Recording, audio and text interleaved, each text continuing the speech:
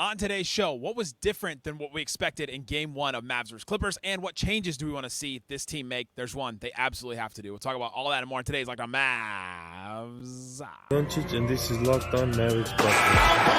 Mavericks, NBA champions. Bang! It's good, and the Mavericks have won the game. If you don't believe, you shouldn't be here. Loyalty never fades away. And welcome. You're locked on to the Dallas Mavericks. My name is Nick Angstadt, media member and NBA channel manager for the Locked On Podcast Network, your team every day. Thanks for being part of the show. Make it Locked On Mavs your first listen today, where the best way you can help us grow the show is to listen every day on any podcast platform. Leave a 5-star review, like the video, comment on YouTube. Let me know what's one change you want to see the Mavs make in Game 2. Today's episode is brought to you by Monopoly Go. I admit it, I have a competitive side. So does Reggie. Big fan of Monopoly Go. It's a mobile hit twist on a classic Monopoly game. So join your friends, download Monopoly Go, now free on the App Store or Google Play. And joining me from 105.3 The Fan to get right, which is exactly what the Mavericks need to do. What you got for me, Reggie Adetula? Oh, wow. I love playoff basketball. Did not anticipate playoff basketball doing that on a Sunday. Because, I mean, it wasn't just the Mavs. It started early on in the day and continued on. All these it feels like all these games have been blowouts. It's like, that's right. Man, everybody gets so anxious and ready for it, and then all of a sudden, one team just craters, the other team gets the win. And the Mavericks happen to be the team on the opposite end of what we would hope for that game. So we're going to get into some changes that we do want to see for Game 2 and talk about that. We're recording this not long after Game 1, and then I want to start here, though, Reggie. What are things that were different than what we expected from Game 1? Because you and I, at the beginning of last week, we asked a bunch of different, like, big picture questions about things that we thought that this series would be like and things that we assumed and stuff like that. And I want to talk about what things were different than what we expected going into this. And I think maybe my first one is that Luka and Kyrie didn't really start this game with any kind of, like, fire. That's, like, the first thing that I wrote. They didn't start this game with any fire. I don't want to say they weren't motivated. I don't want to say that they weren't, like, scoring or looking for their own shot or things like that, but it just didn't seem like they came out with that same oomph that we've seen them before, and that was something that surprised me because that was just different than what I expected from the last couple months of this Mavericks team. Right, especially I think the reason why that was evident is you saw the distinction in quarter or half one from half two when they were really attacking and getting downhill and enforcing or forcing their will upon the game. And that's not what you expect when you're talking about star players that have been here before, right? Like it would be something else if we were talking about teams and players that had not been in the postseason before. I understand that there's a lot of guys on this team that have not been in that place and not been under those lights before. Those are not the guys that you would necessarily think that would affect in the same way, or that there'd be some level of malaise. Obviously, you didn't get a chance to listen to the TV copy. At one point, Rich Jefferson is mentioning the idea of rest versus rust conversation. I was like, that should not be something that pops up at all, right? It's particularly with these guys. So yeah, no, absolutely. They've been practicing. They practiced like 3 or 4 times in the week, so it's not like they just didn't do anything, right? And do you take anything from the Mavericks? They took their foot off the gas for the last 2 games of the season and sat those guys. Do you take anything from that and go, I wish they would have played them in those games? Nah, I really do hate the rest versus rust conversation by and large. Like generally, I feel like getting a level of rest is always going to be good for you physically, knowing what these games do to you, particularly in basketball over the long season.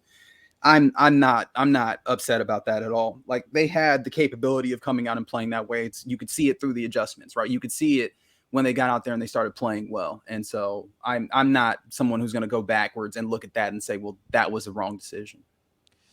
Another thing that was different than what I thought, the Mavericks went small first, and the Clippers never went small. So this goes with I had a couple of them that I'll kind of just all throw together. Mavericks went small first. Clippers didn't go small. And Zubac can play, and not only can he play, he can make an impact on this game. That was the one that I had was like, oh, my bad, Ivica Zubac. Apparently I was unfamiliar with your game, right? Because when we brought up Ivica Zubac talking about this series, at least I know for me, I shouldn't speak for others, I focused on Luka Doncic is going to make him tap dance. And we did not necessarily see that for one. But then he did make him tap dance. The thing, he just didn't hit the shots over him, and then he didn't make him he didn't make him like unusable. And then he also was effective on the offensive end too. Right, and that's the thing. I did not expect some of Ivica that. Zubac putting Daniel Gafford into the basket in the way that he did. I didn't expect him to completely dominate in that way. At best, I thought that would be some level of stalemate with the ways that we've seen your bigs play for these Mavericks over the last a month or so, or if not longer. Like we've seen them be, really solid. It's been the calling card of this team of late, is that they have that strength down low. And if Ivica Zubac of all people completely neutralized that, and I found that to be amazing to see, just the way that Ivica Zubac was immediately the dominant force in this game.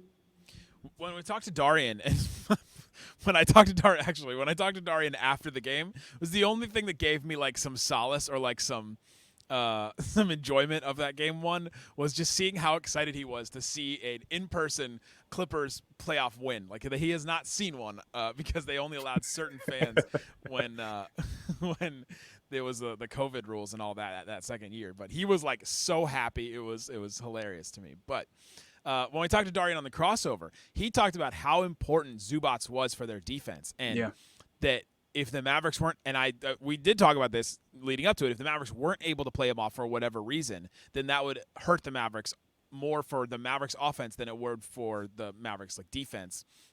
And I think that's definitely something to look at and see if, and I'm curious to see, I'm getting maybe a change I want now, attack him more. Attack him more. The Clippers were relentless in attacking Luka and Kyrie when, it would be Harden or Paul George, and they would just attack Luka and Kyrie over and over and over again. Do the same for their weaknesses. Attack James Harden and attack Zubac. Do it over and over and over again. Do it exactly what they did on that end, because I think they do have to, the way Zubac was effective, I think they do have to play him off, or at least the Mavs centers have to play him to a stalemate, like you said, in order for that to just be neutralized. And maybe it's the Mavericks centers just playing better, but I also think the Mavericks can play a hand in neutralizing Zubac a little bit more. Yeah, I mean, you said it pretty well there, and I think the other side of that was something that you mentioned quickly in passing, but it does not need to be foregone, is the idea that you were not able to play big nearly as much, and that seems to be the crux of what the foundation of this team is having a couple of bigs you can play a good amount of time. And thankfully, Derek Lively ready to go in this one, with all condolences to him, with all of the emotional things that are happening with the passing of his mother. He was able to play, but the issue with Daniel Gafford arose again. And that's a little frustrating when he gets in foul trouble early, and then he takes himself out of being able to play, not for any schematic disadvantage or what have you, simply because he is in foul trouble. And that's something that you need to have. You need to have him on the floor, because that changes the dynamic of the game. Being able to add that vertical element for Luka Doncic is huge in these games. And that's something that maybe, and then also just the physicality, the strength that he brings, maybe that can help you neutralize against Ivica Zubac, because I vividly remember one of those times where Maxi Kleber is down there doing his damnedest as a fairly strong man, and Ivica Zubac is also putting him into the basket. It feels like you need that strength that you have built with this team over the last month or two. It really does feel like they need that, and I think that those centers just have to be better. And Lively did come in, and he was great. Maybe that is something that was different than what I expected, is that Lively came in, and Lively was the one that was ready, and Gafford wasn't. You'd think that Lively, being the 20-year-old rookie who is dealing with a family tragedy, would be less ready than Gafford, who has actually played in the playoffs before. He's played 5 games for the Wizards now. It was 5 games for the Wizards, but it was still playoff basketball that he played. He at least the change of the grip on the microphone really did it for me. You're like, I need to make sure that the audio gets into this microphone in a different angle for this point to hit home. They need to understand that this is a different thing. Last thing I'll say was different than what I expected. Exum and Derrick Jones Jr., both of them were limited in their minutes. Exum only played 15. Derrick Jones Jr. only played 17. And I think that was something that was different than what I expected. I expected at least one of them to be able to play the distance and to match what P.J. Washington played at least, and to see both of them not get played. And Kidd was experimenting. He still has not won a game one as a coach for the Mavericks. And so he was trying stuff, and he threw Josh Green there in the end and all that. But I expected at least one of Exum and Derrick Jones Jr. to maybe pop, or to be ready for the moment and to go the distance with their minutes. Yeah, I guess this is where I'll be a little odd, because that actually was not all that surprising for me. It felt coming into the series like Jason Kidd will do the thing where he has a wide rotation to start with and narrows it as he finds people that he feels more comfortable with or what have you. especially when you look at the roster that you have available to you. You don't have guys necessarily that bring you everything. You have certain guys that do different things, and depending on who's bringing what to the party, I think that kind of informs the way that you go about your roster building. So I was kind of expecting a little bit of depth in his rotation early on. Yeah, interesting on that. Coming up, let's talk about changes we want to see for Game 2. I've got a bunch of things that I think the Mavericks should do and one that they absolutely should do. We'll talk about that and more coming up. Today's episode is brought to you by Quiiiz. Quiiiz is daily fantasy made easy. You can go to Quiiiz, and all you have to do is pick 2 to 6 players and pick more or less on their stat projections. You can win up to 100 times your money on Quiiiz with as little as 4 correct picks. You can now turn $10 into $1,000 when you do things like that. Go ahead and check out, see what they have available. They've got a bunch of stuff for. Let's do OKC. Let's do OKC in this. They've got Cason Wallace, 1.5 points on one of the demon plays. If you pick more on that, he just has to score 1 bucket, and you win that one. Chet Holmgren, 11.5 points, and then they also have another one, Chet Holmgren, 17.5 points. So you can pick the more on both of those too. Combine them together, you can win big money on that as well. So go check out Quiiiz. They have all kinds of different things like that. They have baseball, they have basketball, they have all kinds of things. Download the app, use the code LOCKEDONNBA for first deposit match up to $100. Again, use that code LOCKEDONNBA for first deposit match up to $100. PrizePicks.com/LOCKEDONNBA.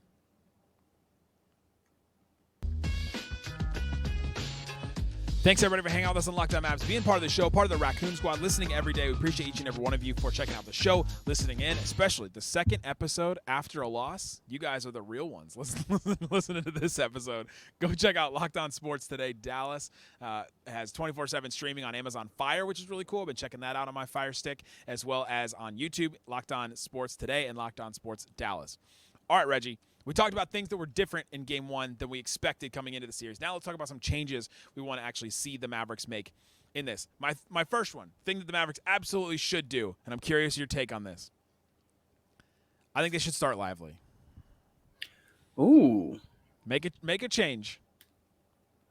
I'm not sure if I'm there yet, but I don't hate it. I don't think that it's Lively and Gafford are so disparate that one has to start over the other. Like, I could see it. I could see that happening, but I'm not in, like, I don't know what's wild about this or if this is wild or not, but like this first game, as big as the lead got, like it did not feel like it was a wildly incorrect approach in, I guess, the major ways. It felt like there was just so much bad shot making, or I guess a lot of great shot making the other way, right? Whichever way you want to look at that. But I could see it. Like, I mean, he did look to be the better of your centers in this game, so I could see you going the other way. But for me, I keep thinking back, and this is where like my general focus on things brings me back to the Texas Rangers and Bruce Bochy, and his approach is generally like being a little bit more patient, a little bit slow to make those moves, understanding like the human elements of it. And I think that Gafford typically plays the stronger of your bigs, and he's still capable of that. I think you just have to challenge him to that again. So I personally would start Gafford again, but I don't hate the idea of starting Lively. I think they're both going to be necessary. Yeah, one of 3 things has to happen, right? It has to be Gafford comes out and plays with more force, more strength, more physicality, is better in general. And like that maybe could solve this problem. The other one is Luka attacks Zubac more, which you mentioned in the first segment. And if he does that more, neutralizes him a little bit more, then the impact is not as big. I can't believe we're talking about Zubac this much. Can't believe that's where we are with this. I mean, he had 20 and 15. Like, you got to talk about somebody who does really that. Great. No, yeah. I mean, that's the thing. And we talked about him a lot coming into this, and he deserves to get mentioned. Or the other thing is start Lively. And then, because I think Lively has been better against these bigger guys. I think that's been true pretty much the whole season. And that's even been true in this little run that the Mavericks have had. Gafford has been awesome against these teams that are smaller, that don't shoot that well. And, I think that Lively has been better on, like, the Jokic's, the big type centers, the, Jonas Valanciunas', those types of guys. And I think that has been true this whole run to the end of the season as well. And so that's where I get start Lively. Now, I'm saying this as a podcaster and not as a head coach that has to deal with the personalities and things like that. But if I was going to make some kind of chess move, I think I would just try that just to maybe neutralize that threat of dumping it down to Zubac that they just didn't have, because I think that Lively did a better job on it in that first game. Yeah, I think that's fair. Like bringing up the point of the teams that did not shoot as well, and I'm like, yeah, the way that Lively navigates is just a little bit better than what Gafford does. So I can see what you're going for. I kind of like it, kind of like what you're going for, but I don't want to skip past the idea of attacking Zubac. I think that's a big one because one of Ty Lue's hallmarks is that Tyronn Lue is going to see your weakness and he's going to hammer at it, and so you probably need to go the other way. And I understand that the Clippers, knowing that or maybe expecting that, they peeled help over early. They showed bodies, but I don't think that you should allow that to dissuade you. I think you should, in fact, attack him and continue to see if you can get at him and test the limits of his abilities because we've seen it before and you've broken him down. Yeah, well, another one of the changes that I have is that Luka not to settle, and so I think that goes into that what you were saying as well is to not settle. He does take the step back threes. That's like part of it. He took 10 a game this season, and he shot really, really well. We talked about him as maybe the second best shooter in the NBA at a certain point this season. So like you can't abandon the shot making like that, and you can't abandon some of that. But he just needs to not settle for the bad shot and work a little bit to get more high quality shots, which I guess you could always say in any context of basketball at any level, basically. But I just don't want him to settle because it felt like with Zubac a couple times, he settled on a shot when he could have taken a couple more moves and gotten a better one in a couple seconds. For sure. And I think you saw a distinction in also the shot types in this game, right? You saw him get downhill.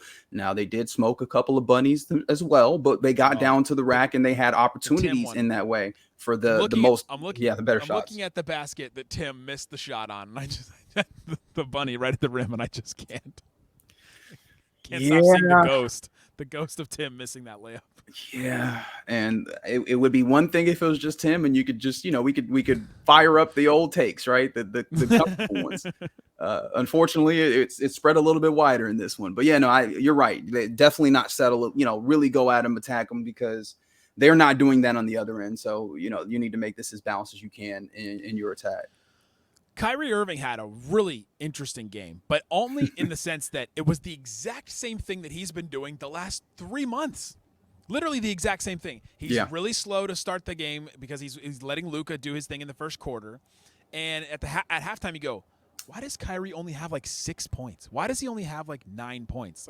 And then all of a sudden he goes off on this run and he did the exact same thing. Like it felt like Kyrie was plugged into this game as a program, and they just ran the program into this computer that was the Mavericks. And you're like, can we just adjust that in some way? My thing that I wanted to see was, can Kyrie Irving bump up his run from the third quarter to the second quarter, and then maybe have another one in the fourth? Because it's a playoff game. You've got to step it up. A run in the third quarter from Kyrie might have been good enough in the regular season, but I think I'd like to see him bump up his run to the second quarter. What do you think? Yeah, I'm interested to see how it happens because I do think that the Clippers put 2 on him, and the Clippers do have a good amount of size and length, and that seemed to be a part of this. It didn't seem to be entirely like Kyrie was entirely just letting his foot off the pedal. It felt like he was affected a little bit, and then he just kind of went into overdrive mode in the third quarter. So maybe it is just, hey, pour in early. But I'm interested. I'm interested to see exactly. And I guess that's the idea: is that you have a star. You have. They should have the capability of when the moment demands it, go into that space. I'm interested in how you feel about this because obviously we hadn't seen him in the rotation because of injury, and later on, Jason Kidd made it apparent he will be a part of this, and we ultimately only see Josh Green for a handful of minutes. I would like to see Josh Green more. Like, I would like him to immediately be bumped up in minutes because he reminds me a little bit about Russell Westbrook. Hear me out. I understand. Catalyst guys, energy guys, right? Russell Westbrook, he gets on the floor and it's evident for that Clippers team. They go. And I don't know if I'm just being affected by what felt like a lackadaisical first half, but that is a guy that we know is going to run hard and jump hard. And I felt like immediately when he got on the court, he gets a steal and he's pushing transition. I feel like he ends up being a spark plug type player that I feel like could be helpful for you in moments. And I would like to see him get some more of those minutes, especially when you had Dante Exum seeming like the length and size were giving him a little bit of issues in this game. This was one of my things these changes that I wanted to see is I think Kidd realized this in the middle of the game to give Josh Green some of that time to let him, because the Mavs did need a spark. They needed some kind of thing like you were alluding to that Josh Green brings. and they got it from him. I thought he had the highest plus minus on the team because he was the only one. He came in and in those minutes in the second half when they actually started being an actual basketball team again, and not in the second quarter when they were like a D-League team. I'm not even going to say G League. They were a D-League team now. So my thing was shorten the rotation by one. You got it. You got to make a choice on who, because they tried to play 10 guys. 10 guys played over 9 minutes, and I think all of Tim's minutes go to Josh and Exum. That was my change, and so I'm with you on that. Is to give him some more time, give Exum some more time. And Tim just did. I think this is going to be a tough series for Tim because they can attack, they move off the ball really well, and he doesn't defend well off the ball that well. They're not getting as many open shots from the guys that you would hope would get the open shots. They're getting the shot, like the defense is playing off of the guys that you don't want to get those open shots as much, and so Tim has not apparently been one of those guys. So I agree with you that that's a change I would want to see. But coming up, a couple more changes that we want to see in Game 2, and let's talk about how the Mavericks should prepare for this Game 2 with some changes coming up. Today's episode is brought to you by Betterhelp. Everybody has things in your life that you need to talk about, you need to work through. I've got things that I'm working through right now, absolutely. And I've been going to therapy. I've been working with somebody, and I've used BetterHelp before in the past. BetterHelp has absolutely helped me to work through some thoughts, to work through some things in my life. And therapy can be different for everybody, but most of us have bigger problems than our favorite sports team blowing a playoff game in the second quarter. It's important to get those things off your chest every once in a while. If you're thinking about starting therapy, give BetterHelp a try. It's entirely online, designed to be flexible, suited to your schedule. Visit BetterHelp.com/LockedOnNBA to get 10% off your first month. Again, BetterHelp.com/LockedOnNBA. BetterHelp.com/LockedOnNBA.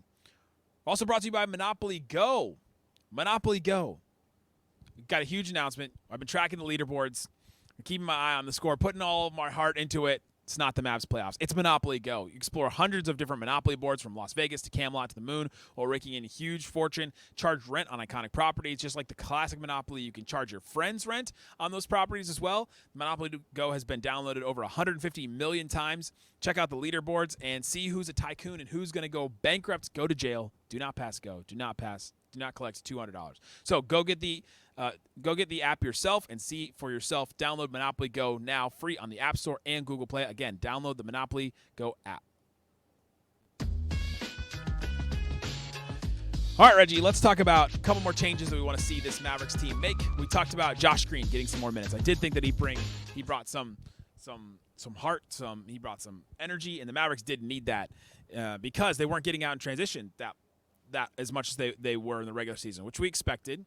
But then when Josh Green got in there, I thought they got some stops. They got out in transition a little bit more, got some easy buckets. And when you get some easy buckets, then all of a sudden the half-court stuff doesn't feel so life or death when you don't score in that half-court. So I agree with you on Josh Green. He should be getting some more time. Yeah, he absolutely should. Also, I wonder if he also brings, when you talk about that energy, if he'll help like rebounding. I know that you didn't lose the rebounding battle by a ton, but this is a team that's gotten used to winning rebounding battles. And some of that was not simply your big. Some of that was, you could see the team rebounding aspect that the Clippers were doing, not necessarily happening in the same way with your Mavericks. And he's one of those bouncy dudes that I anticipate like crashing down. And so I wonder if playing him more gives you a little bit more of that, or if some of that is just the team's energy in general comes up to where you see guys crashing in and helping on the boards and not simply leaving that to the bigs, or in this case, Luka Doncic to pick up all the boards, because that's necessary. If you have a good defensive set, you have to close it out with a rebound. Yeah, it is concerning when you lose the rebounding battle and you shot worse. It's like the Clippers did not give you a lot of rebounds to get, and so you had to go get them a lot. A couple more changes that I would like to see. P.J. Washington and Derek Jones Jr. We have not seen this from them that much, but when they attack from the corners, when they attack from somebody closing out to them on the three-point line, throw the lob. Throw the lob instead of the floater. I think this is a little small change that I think they could hit, because I watched this maybe 3 or 4, maybe 5 times in this game where they're attacking from one of those corners and they just kind of throw up a weird mid-range floater, and instead maybe pump fake on that and then throw the lob to Gafford or Lively, or even just a dish to Maxey underneath. But you got to just do one more thing and make the defense guess, because right now it just is like they're too one note, and I guess that could be nerves and all that. But throw the lob off the closeout from the 3-point line. No, that's a great point that I guess I had not considered, because I do like seeing them drive the closeout, especially seeing as if the shot's not going, then just sitting out there is not necessarily great. Drive the closeout, and PJ Washington we know has that floater, but especially seeing as we're not able to get your bigs involved as much, and when Luka has the ball or Kyrie has the ball a little bit to a lesser extent, the defense is looking for that. They are not quite looking for that in the same way with PJ and Derrick Jones Jr. And I understand that, like, the Clippers have done their film study. That might be a way to get your bigs involved while also catching them a little off guard. I like what you're throwing out there. I like that. Yeah, that's one where maybe it would take a little bit of adjustment, because I don't know that I've seen. I know PJ has thrown a lob. I don't know that Derrick Jones Jr. has, but. Yeah, just throw. And maybe that's a recipe for disaster. Having folks throw lobs that they are not necessarily accustomed to. But dude, maybe just more of that backdoor movement, off ball movement as well. Maybe they'll pull the Rudy Gobert from 2022, and he hit Jerry West right in the face. I'll never forget that from Theo. We should have you recreate Theo telling us that story. Oh God. Okay. I'll have to go do my research. Get into character. One of my other changes was also about Derrick Jones Jr., and that's start him on Harden. They started Derrick Jones Jr. on Paul George defensively, and then they started PJ Washington on Harden, and it's been the opposite. It's been like the opposite the whole end of the season, is that Derrick Jones Jr. had guarded the point of attack guy. And man, one thing that I did notice about this Clippers team is that when they run the off-ball double drag type thing, where a double drag is when a player gets two screens set for them in a row, the offensive player that's coming around those screens is coming from a long way. Like, it's almost the whole 3-point arc they're running. They almost run the whole 3-point arc, and then you go through one screen, and then you go through another screen, and then they get the ball. And by then, they've created so much distance between you two because there's so much space, like in the process of that whole double drag or the process of those two screens, that the Mavs were really struggling with. All right, now our guy that was defending the guy that's getting screened for is so far behind, then where does he rotate to? And so I think the Clippers did a great job on that. My whole point is to say that. And start Derrick Jones Jr. on Harden. Yeah, I think you expect a little bit better screen navigation from him, and understanding that they are going to utilize that a lot to try and get that. Yeah, I think that's a good look, especially because I don't know. I mean, look, James Harden is wily. He's seen all the coverages that you can throw at him. And I don't know exactly how much he's still using his strength in that same regard. And so I understand the PJ Washington is stronger point, but maybe getting into him, being able to get him off of his or have him look down as opposed to look up when he's dribbling. Yeah, I like the idea of Derrick Jones Jr. there in that way. Although he was giving Paul George fits. So yeah, I mean, I do like that, because Paul George did not seem like he had a particularly great game, and I don't know how that switch then shifts it, but I think it's worth the try, because James Harden was a problem shooting, and he was doing it early enough that where it shifted the way that the game went. Yeah, Paul George, 22 points on 20 shots. That's not that great of a game for a star player in the playoffs, for sure.